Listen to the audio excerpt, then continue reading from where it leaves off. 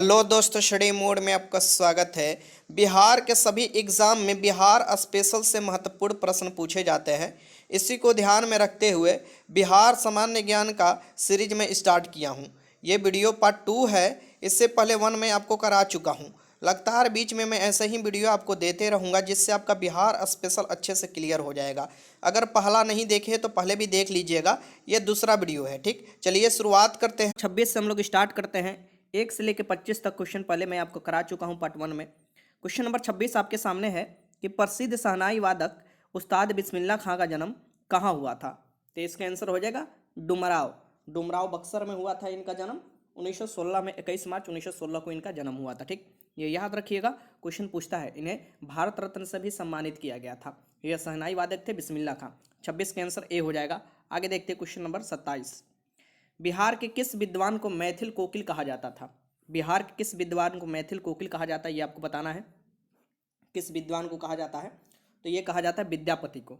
विद्यापति को मैथिल कोकिल के नाम से भी जाने जाते हैं। तो इसका आंसर क्या हो जाएगा, 27 का आंसर बी हो जाएगा। आगे देखिए क्वेश्चन नंबर 28 है कि राजकुमार शुक्ल किस गांव के निवासी थे। ये राजकुमार शुक्ल वही हैं जो पहला सत्याग्रह महात्मा गांधी का भारत में हुआ था, चंपारण सत्याग्रह। तो महात्मा गांधी को लखनऊ जाकर 1916 में आमंत्रित किए थे चंपारण आने के लिए। ठीक, ये राजकुमार शुक्ल है, जो कि आपको कौन हुआ था आंदोलन, तो आपको होना चाहिए चंपारण सत्याग्रह, नील के तनकठिया व्यवस्था के विरुद्ध में हुआ था। तो ये पूछ रहा है कि इसकी किस गांव के निवासी है, तो ये है मुरली भरवा गांव के। ठीक, इसका आंसर क्या हो जाएगा, ए हो जाएगा। 28 का आंसर ए हो जाएगा। 1917 में हुआ था चंपारण सत्याग्रह। क्वेश्चन नंबर 29 देखिए, भागलपुर में नमक सत्याग्रह का नेतृत्व किसने किया था। भागलपुर में नमक सत्याग्रह का नेतृत्व किसने किया था, ये आपको बताना है। इनका नाम है महादेवलाल सराफ।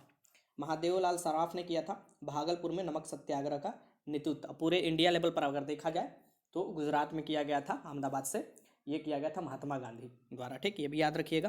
तो 29 का आंसर क्या हो जाएगा, ए हो जाएगा। आगे देखिए क्वेश्चन नंबर 30 है कि भारतीय जनगणना 2011 के अनुसार बिहार में लिंगानुपात क्या है। 2011 में जो जनगणना हुआ था, हर 10 साल के बाद जनगणना होता है, तो भारतीय जनगणना 2011 के अनुसार बिहार राज्य में लिंगानुपात क्या है, ये आपको बताना है। इसका आंसर हो जाएगा ऑप्शन के अकॉर्डिंग सी 1918 है। भारत में अगर देखा जाए जनसंख्या की दृष्टि से सबसे बड़ा जो राज्य है वो उत्तर प्रदेश होता है, और क्षेत्रफल की दृष्टि से राजस्थान होता है। उत्तर प्रदेश के बाद जनसंख्या में आता है दूसरे स्थान पर महाराष्ट्र, तीसरे स्थान पर बिहार आता है। लेकिन अगर एक बात बोले जनसंख्या घनत्व डेंसिटी के हिसाब से, तो पहले आपको स्थान पर बिहार ही आ जाता है। ठीक, और लिंगानुपात की दृष्टि से देखा जाए तो सबसे अच्छा स्थान पर कौन आता है, केरल आता है। सबसे ज़्यादा लिंगानुपात केरल में है, और सबसे खराब जो प्रदर्शन करता है वो हरियाणा है। हरियाणा में सबसे कम है। ठीक, ये भी याद रखिए, पूछता है क्वेश्चन। बिहार में जो लिंगानुपात है ये आप देखिएगा, गोपालगंज हुआ, सिवान हुआ, सारण में इसकी छपरा हुआ, ये जिले का लिंगानुपात अच्छा है। ठीक, तो लिंगानुपात यहाँ पर हो जाएगा इसका 918 सी बिहार में। प्रत्येक 1000 लड़के पर लड़कियों की संख्या देखा जाता है। क्वेश्चन नंबर 31 देखिए, बिहार विधानसभा में कितने सदस्य हैं। जो बिहार के विधानसभा है उसमें कितने सदस्य हैं, ये आपको बताना है। तो बिहार में जो विधानसभा है उसके 243 सदस्य हैं। 243 आंसर याद रखिएगा, पूछता है कभी कभी। तो इसका आंसर हो जाएगा ए। विधानसभा बनने के लिए न्यूनतम उम्र जो चाहिए 25 वर्ष चाहिए। लोकसभा सदस्य बनने के लिए न्यूनतम उम्र चाहिए 25 वर्ष चाहिए। लेकिन विधानसभा है बिहार में, और विधान परिषद भी है, विधानमंडल का ही ये भाग है। तो विधान परिषद के अगर सदस्य बनना है तो इसमें 5 वर्ष जोड़ लीजिए, 30 वर्ष हो जाएगा। और विधान परिषद की अगर पूछा जाए कि भारत मतलब बिहार में कितना संख्या विधान परिषद का सदस्यों का, ये हो जाता है 75। ऐसा देखा जाता है कि विधानसभा के 1/3 सदस्य होना चाहिए, इससे अधिक नहीं होना चाहिए। ठीक, ये आपको विधान परिषद का। लोकसभा के यहाँ पर 40 सीट है बिहार में, और राज्यसभा का 16 सीट है, ये भी याद रखिएगा। आगे चलते हैं क्वेश्चन नंबर 32 देखिए, बिहार में प्रथम दूरदर्शन प्रसारण केंद्र कहाँ है। मतलब कि बिहार के प्रथम दूरदर्शन प्रसारण केंद्र आपको बताना है। तो ये मुजफ्फरपुर, माफ कीजिएगा, मुजफ्फरपुर की लीची सभी प्रसिद्ध है, आप जान रहे हैं। मुजफ्फरपुर के शाही लीची को जीआई टैग भी मिला हुआ है। तो मुजफ्फरपुर, बिहार में प्रथम दूरदर्शन प्रसारण केंद्र मुजफ्फरपुर में ही हुआ था। और नगर आप देखिएगा, नगर निगम भी सबसे पहले यहाँ देखा जाए तो यहीं पर था। तो 32 का आंसर क्या हो जाएगा, नगर परिषद बी हो जाएगा। आगे देखिए क्वेश्चन नंबर 33 देखिए, बिहार में प्रथम मुख्यमंत्री कौन थे। बिहार के प्रथम मुख्यमंत्री का आपको नाम बताना है। तो यहाँ के बिहार के ऑप्शन के अकॉर्डिंग बिहार के प्रथम मुख्यमंत्री जो हो जाएंगे, ये हो जाएंगे श्री कृष्ण सिंह।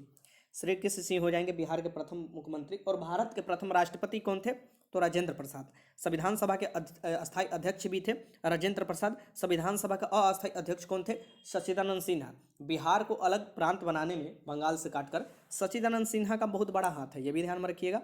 आगे चलते हैं क्वेश्चन नंबर 34, बिहार का राजकीय पशु कौन सा है? बिहार के जो राजकीय पशु है ये कौन सा, ये आपको बताना है। क्वेश्चन नंबर 34 है, तो बिहार का राजकीय पशु बताइए कौन हो जाएगा, तो बैल हो जाएगा। बिहार का राजकीय पशु क्या हो जाएगा, बैल। और अगर मछली पूछे तो भांगुर मछली होता है, ठीक है, भी याद रखिएगा। गौरैया पक्षी में हो जाएगा आपका। ऐसा अगर क्वेश्चन पूछता है तो आराम से लगा लीजिएगा। बिहार दिवस मनाया जाता है 22 मार्च को, तो बिहार ये याद रखिएगा। बिहार जो हो जाएगा क्षेत्रफल की दृष्टि अगर पूछे तो आप लोग कमेंट कर बताइए कि क्षेत्रफल की दृष्टि से बिहार का क्या रैंक है, आपको बताइए। जनसंख्या की दृष्टि से तो तीसरा है, क्षेत्रफल की दृष्टि से बता सकते हैं कि बिहार का क्या रैंक है। आगे चलते हैं। देखिए क्वेश्चन नंबर 35 है कि गंगा के मैदान की पुरानी कछारी मिट्टी कहलाती है। जो गंगा के मैदान की पुरानी कछारी मिट्टी है ये क्या कहलाती है, ये आपको बताना है। कि इसका नाम है बांगर। जो आपको जलोढ़ मिट्टी, पूरे भारत में सबसे ज़्यादा जलोढ़ मिट्टी पाया जाता है। जो गंगा के जो गंगा हुआ या और भी नदी हुआ जो काट कर मिट्टी लाया जाता है वो जलोढ़ मिट्टी होता है, ठीक। जलोढ़ मिट्टी दो प्रकार के होते हैं। जो नदी के नज़दीक रहेंगे वो नई नई जलोढ़ मिट्टी बनता है, उसे भांगर बोला जाता है। भांगर देखिए, भांगर दूसरा होता है, इसे खादर बोला जाता है, ठीक, जो नज़दीक में होता है। और जो दूर थोड़ा हो जाता है इसकी पुरानी जो होता है जलोढ़ मिट्टी उससे भांगर बोला जाता है, ठीक। ये याद रखिएगा। भाबर दूसरा होता है, ये तराई वाला क्षेत्र में जो मिलता है ना वो भाबर होता है, मतलब कि हिमालय के तराई वाले क्षेत्र में भाबर वाला होता है, ठीक। रेगुर को काली मिट्टी बोला जाता है, ठीक, ये याद रखिएगा। रेगुर या काली मिट्टी, ये काली कपासी मिट्टी कपास की खेती के लिए अच्छा होता है। सबसे ज़्यादा जो मिट्टी होता है वो कौन होता है, जलोढ़ मिट्टी। जलोढ़ मिट्टी में ही पुराना जलोढ़ मिट्टी, नया जलोढ़ मिट्टी होता है। पुराने वाला को ही बांगर बोला जाता है या पुरानी कछारी मिट्टी भी बोला जाता है, ठीक। तो 35 के आंसर क्या हो जाएगा यहाँ पर, डी हो जाएगा। बिहार के शोक नदी का नाम पूछे तो क्या हो जाएगा, कोसी, क्योंकि रास्ता बार बार बदलते रहती है जिसके कारण बाढ़ आता है। क्वेश्चन नंबर आपको 36 देखना है कि बिहार में सर्वप्रथम चीनी मिल की स्थापना कब और कहाँ हुई थी। बिहार में सर्वप्रथम चीनी मिल की स्थापना कहाँ पर हुआ था, ये हुआ था महरौरा में। महोरा में हुआ था ये 1905 में हुआ था, ठीक। तो ये पूछता है आपसे, याद रखिएगा। 36 के आंसर क्या हो जाएगा, डी। क्वेश्चन नंबर 37 देखिए, चीनी मिल, आपको चीनी किससे बनाया जाता है, ईख के गन्ना के आपको पेराई होता था, उसके साथ ही आपको ईख बनता था। अब जहाँ ईख बनता है वहाँ से इथेनॉल भी बनता है। जो ईख का जो वो सड़ा वाला भाग जो बचता है उससे बनता है। काफ़ी ज़्यादा कागज़ में भी ईख का जो आपको मतलब रस निकल गया तो उसका भी इस्तेमाल किया जाए, कागज़ कूट बनाने में बहुत इस्तेमाल होता है अभी ईख का। और ईख आप जानते हैं सबसे ज़्यादा आप देखिए यूपी में होता है। तृतीय बौद्ध संगीति कहाँ आयोजित होती है, हुई थी। तृतीय बौद्ध संगीति, अभी तक 4 संगीति हुआ है बौद्ध में, ठीक। ये पूछता है, तृतीय पूछ रहा है तो तृतीय महत्वपूर्ण है। ये पाटलिपुत्र में हुआ था, अशोक के शासनकाल में हुआ था।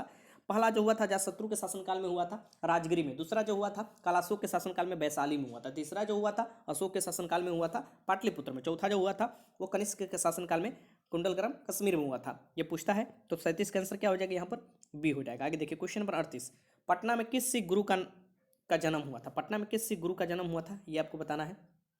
पटना में किस सिख गुरु का जन्म हुआ था, तो गुरु गोविंद सिंह। आपको सिख में सबसे आपको 10वें जो गुरु आते हैं वो गुरु गोविंद सिंह। इसके बाद आपको गुरु ग्रंथ साहिब को ही गुरु घोषित कर दिया गया था। इनका जन्म आपको कहाँ हुआ था, पटना में ही हुआ था। तो 38 का आंसर क्या हो जाएगा आपका, ए डी हो जाएगा, ठीक। गुरु नानक जो है सिख धर्म की स्थापना करते हैं, गुरु नानक, ये याद रखिएगा, पहले गुरु थे। 38 का आंसर डी। आगे देखिए क्वेश्चन यहाँ पर थोड़ा मैं इसे छोटा कर देता हूँ, ठीक। हाँ, क्वेश्चन नंबर 39 देख लीजिए, यहाँ पर दिया हुआ है कि शाह आलम द्वितीय ने ईस्ट इंडिया कंपनी को बिहार, बंगाल तथा उड़ीसा की दीवानी कब प्रदान की। ये देखिए, शाह आलम द्वितीय ने ईस्ट इंडिया कंपनी को बिहार, बंगाल और उड़ीसा की दीवानी कब प्रदान की थी। डेट बाई डेट आपको याद रखना पड़ेगा। इसके आंसर हो जाएगा 12 अगस्त 1900, माफ कीजिएगा 1765। 1757 का युद्ध होता है, प्लासी का युद्ध। उसके बाद देखिएगा कि 1764 में बक्सर का युद्ध होता है। उसके बाद देखिएगा इलाहाबाद की संधि होती है, और संधि में ही आप देखिएगा कि ये दीवानी अधिकार दे दिया जाता है अंग्रेजों का यहाँ पर बिहार, बंगाल और उड़ीसा का, ठीक। शाह आलम द्वितीय द्वारा, ये मुगल शासक थे। तो इसके आंसर क्या हो जाएगा, 12 अगस्त 1765। याद रखिएगा 12 अगस्त 1765, 1765 बार बार याद रखिएगा, 12 अगस्त भी याद रखिएगा। आगे देखिए, थोड़ा इसे बड़ा कर देता हूँ। क्वेश्चन नंबर 40 देखिए, भारतीय राष्ट्रीय कांग्रेस का 28वां अधिवेशन किस स्थान पर हुआ था। भारतीय राष्ट्रीय कांग्रेस है, इसका 28वां अधिवेशन किस स्थान पर हुआ था, ये आपको बताना है।